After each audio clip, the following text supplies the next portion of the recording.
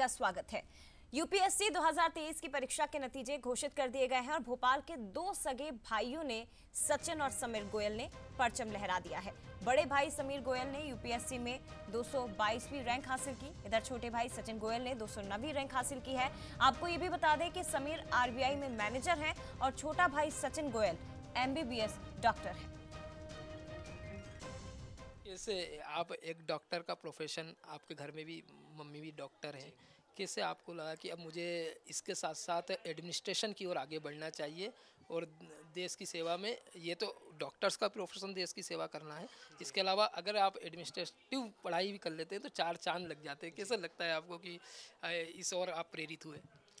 डॉक्टरी के साथ साथ क्या है कि सिविल सर्विसेज मौका देता है कि आप बहुत अलग अलग जगहों पे अपनी सेवाएं दे सकते हैं। तो मैंने सोचा कि जब मुझे लगा कि मुझ में क्षमता है कि मैं डॉक्टरी के साथ उसके अलावा भी और तरीक़ों से देश की मैं सेवा अपनी दे सकता हूं, तो इसी से प्रेरित होकर मैंने सिविल सर्विसेज के एग्ज़ाम की तैयारी शुरू करी और आज उसका ये परिणाम है। बड़े भैया भी आपके, उन्होंने भी अभी उनसे बातचीत हुई, उन्होंने भी देश सेवा के लिए इसको चुना है। क्या लगता है आगे आप इसे जो कैडर मिलेगा, हो सकता है आपको आईपीएस मिले क्योंकि अच्छी रैंक रही है, तो क्या लगता है कैसे आप इसे आगे प्लान आउट करेंगे और कैसे जनता के बीच जाएंगे? क्योंकि मैं हमेशा से मेडिकल की पढ़ाई करी है, तो वो तो एक लोगों से बातचीत तो हमारा रोज़मर्रा का ही हिसाब था। तो लोगों के बीच जाने का तो एक्सपीरियंस मुझे है और मैं चाहता हूँ कि वो एक्सपीरियंस मेरा आगे मैं जो भी तरह से जिस भी सर्विस में जाऊँ वहाँ भी इस्तेमाल हो, ताकि मैं लोगों की प्रॉब्लम्स को समझ सकूँ और उसका निवारण भी कर सकूँ। कैसे आपको इंस्पायर हुए आपकी अब मुझे ये करना चाहिए इसकी तैयारी, और किससे इंस्पायर हुए?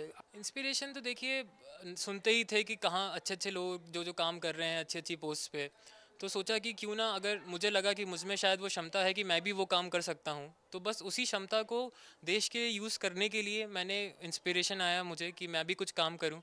हमारे प्रधानमंत्री मोदी जी का भी जो विकसित भारत का संकल्प है, विकसित भारत का संकल्प है, अगर उसमें भी मैं अपना कुछ तरह से योगदान दे पाऊँ तो ये मेरे लिए बहुत बड़ी बात रहेगी।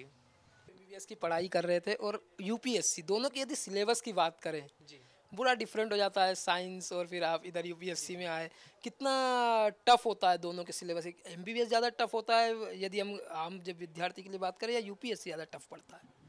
एमबीबीएस थोड़ा स्पेसिफिक सब्जेक्ट है, इसमें टेक्निकल चीज़ें ज़्यादा होती हैं। यूपीएससी में टेक्निकल चीज़ों के ज़्यादा ह्यूमैनिटीज़ के सब्जेक्ट जैसे पॉलिटी, इकोनॉमिक्स वगैरह भी काफ़ी आते हैं। तो मैं हर सब्जेक्ट का अपना कुछ डिफ़िकल्टी लेवल होता है, ये तो नहीं कह सकते कौन सा इजी है कौन सा टफ़ है। और ख़ासकर आप जब यूपीएससी का एग्ज़ाम देते हैं तो आपको ऑप्शनल लेना होता है, तो मेरा ऑप्शनल मेडिकल साइंस भी था। तो मेडिकल साइंस के साथ साथ मैंने फिर इन सब्जेक्ट्स की भी साथ में पढ़ाई करी। तो डिफ़िकल्ट तो कोई सब्जेक्ट को नहीं कहेंगे, अगर आप मेहनत करें तो हर सब्जेक्ट आसान है। कहीं कोचिंग करी थी?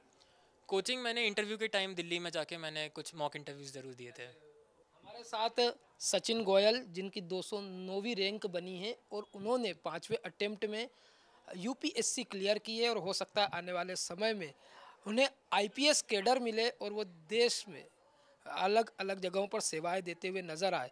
मेरे साथी अश्विनी सिंह के साथ दीपक द्विवेदी, भोपाल।